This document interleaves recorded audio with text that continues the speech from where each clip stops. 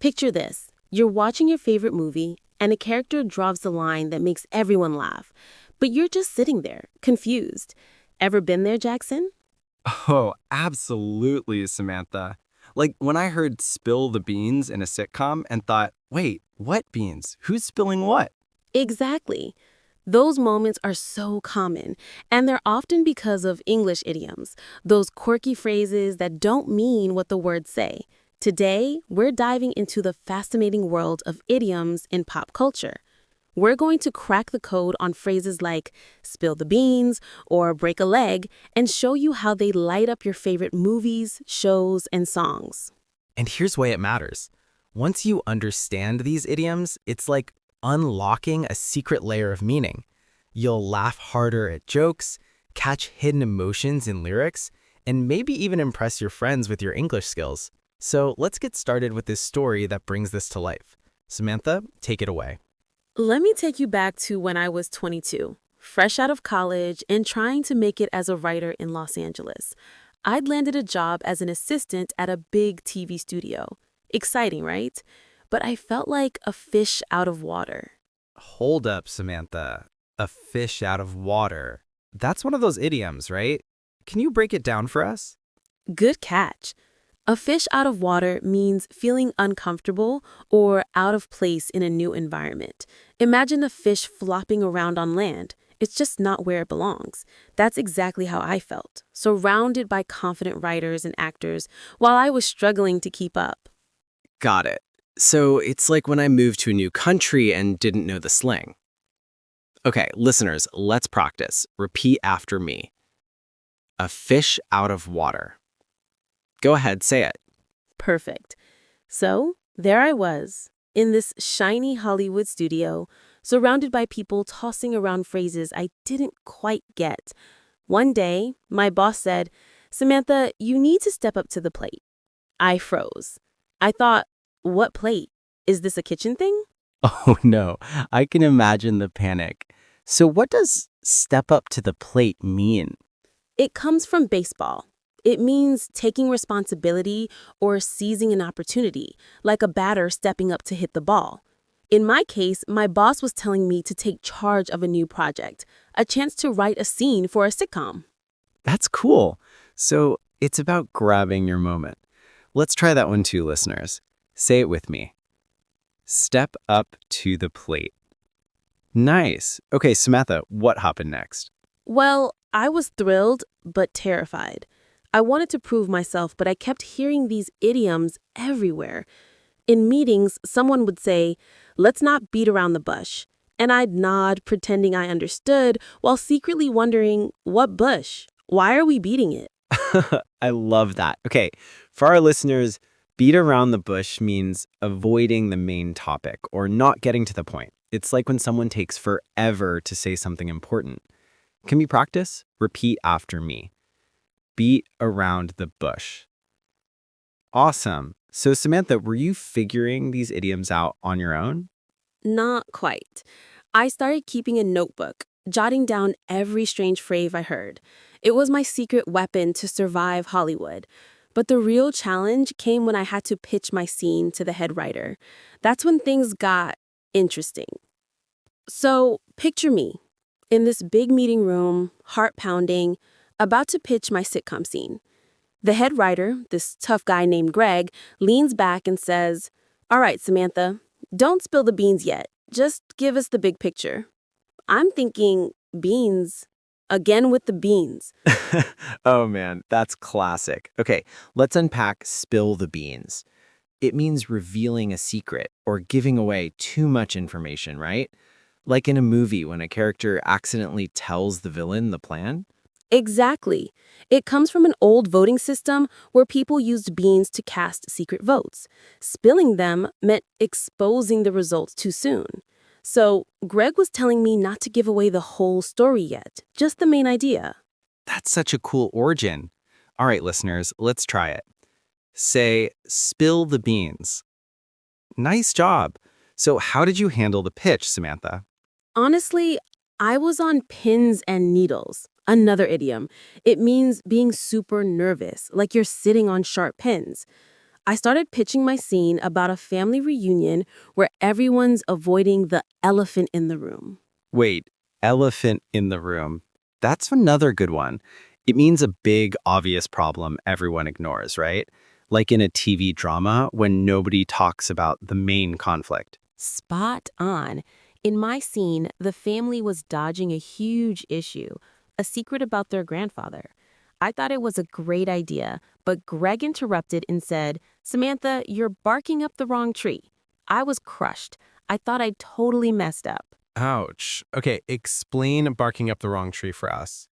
It means you're making a mistake or misunderstanding something, like a dog barking at a tree thinking the cat's up there when it's not. Greg meant my idea wasn't quite right for the show's tone. That's tough. Let's practice that one, listeners. Repeat. Barking up the wrong tree. Great. So, Samantha, how did you recover from that? I took a deep breath and asked Greg for feedback. He said, "You've got potential, but you need to hit the nail on the head." Another idiom. It means getting something exactly right. I realized I had to tweak my scene to match the show's vibe. More humor, less drama. I love how these idioms kept popping up. Okay, let's do a quick dialogue to practice. Listeners, imagine you're pitching an idea at work. Samantha, you're the boss. Ready? Sure thing. Jackson, tell me your idea, but don't spill the beans too soon. Okay, I've got a plan for a new project, but I'm not barking up the wrong tree, am I? Nope, you're hitting the nail on the head. Keep going. Awesome. Listeners, try that at home. Use spill the beans or hit the nail on the head in a sentence. Samantha, what happened next in your story?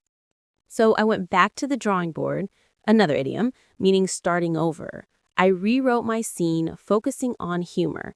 This time, I had the family bury the hatchet after their big fight, which means making peace or resolving a conflict. Love that one. It's like in a rom-com when the couple finally makes up. Where does bury the hatchet come from? It's from Native American traditions where tribes would literally bury a hatchet to symbolize peace after a conflict. Cool, right? So I pitched the new scene and Greg loved it. He said, "Samantha, you've turned over a new leaf." Nice. Turn over a new leaf means starting fresh or changing for the better, right? Like when a character in a movie gets a second chance. Exactly. It felt like my big break. I was finally speaking the same language as the team, literally and figuratively. Let's try a mini role play, Jackson. You're a writer pitching to me. Use an idiom we've learned. All right, Samantha, I've got a new idea for the show. I think it'll hit the nail on the head. Great start, but don't beat around the bush. Tell me more. Aha, okay, it's a comedy about friends who bury the hatchet after a big fight. Perfect. Listeners, try that with a friend. Use bury the hatchet or turn over a new leaf. Jackson, that moment must have felt amazing for you, Samantha. It was. I realized idioms weren't just phrases. They were keys to understanding the culture and emotions behind the words. It made me feel like I belonged in that world. That's so powerful. It's like idioms are little bridges between language and connection. Let's practice one more. Turn over a new leaf. Say it with me, listeners. Looking back, that experience taught me so much. Idioms like step up to the plate or bury the hatchet weren't just words. They carried stories, emotions, and history. They helped me connect with my coworkers and understand the shows we were creating. Totally. And for our listeners, understanding idioms can do the same thing, whether you're watching a movie, singing along to a song, or chatting with friends. Let's review some key phrases. Samantha, what's your favorite from the story? I love hit the nail on the head because it's so satisfying to get something just right. What about you? I'm all about spill the beans. It's so fun to say, and I love the idea of accidentally revealing a secret. Let's go over how to use these naturally. Samantha, give us a tip. Context is everything. For example, don't say spill the beans if you're just sharing basic info. It's for secrets or surprises. Like, don't spill the beans about the party. Try it, Jackson. Okay, I almost spilled the beans about the surprise gift. How's that? Nailed it. Another tip, avoid mixing idioms, like saying on pins and clouds instead of on pins and needles or on cloud nine. That's a common mistake. Good point. Listeners, here's a quick quiz to test your idiom IQ. Question 1. In a movie, a character says, "Let's bury the hatchet." What do they mean? A. Start a fight. B. Make peace. Or C. Hide something.